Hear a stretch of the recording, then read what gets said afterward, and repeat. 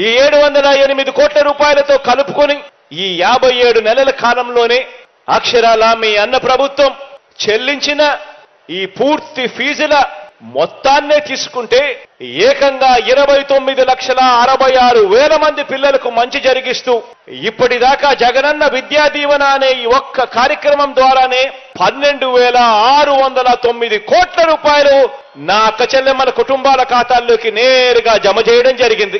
ఆ తల్లుల ఖాతాల్లోకి నేరుగా జమ చేయడం జరిగింది.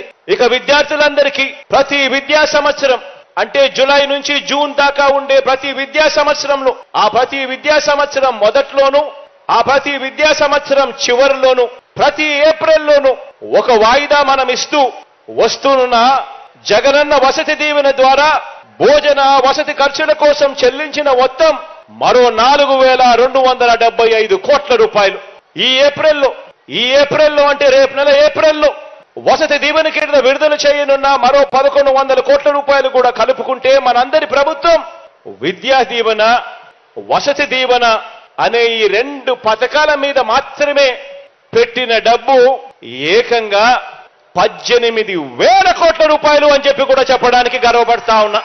ఇలా కేవలం పెద్ద చదువులు చదువుతా ఉన్న పిల్లలు బాగుపడాలి, ఆ కుటుంబాలు బాగుపడాలి, ఆ పిల్లలకు మంచి జరగాలి, ఆ కుటుంబాలకు మంచి జరగాలి అని ప్రతి అడుగు కూడా వేస్తూ వచ్చాం.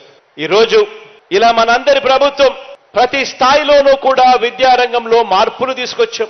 ఎప్పుడు చూడని విధంగా మార్పులు తీసుకొచ్చాం. ప్రాథమిక స్థాయి నుంచి పెద్ద చదువుల వరకు విద్యారంగంలో వివిధ పథకాల మీద ఈ 5 సంవత్సరాలు అంటే ఈ 57 నెలల కాలంలోనే ఏకంగా మనందరి ప్రభుత్వం చేసిన ఖర్చు కేవలం పథకాల మీదనే అక్షరాల 73,000 కోట్ల రూపాయలు ఖర్చు చేశాము అని కూడా చెప్పడానికి గర్వపడతా ఉన్నా.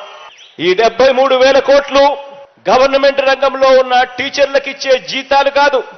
ఈ జీతాలు భత్యాలు కాక కేవలం పిల్లల చదువులు బాగుపడాలి అని కేవలం పథకాల మీద మాత్రమే ఖర్చు చేసిన సొమ్ము ఈ 57 నెలల కాలంలో అక్షరాల 73,000 కోట్ల రూపాయలని చెప్పడానికి గర్వపడతా ఉన్నా.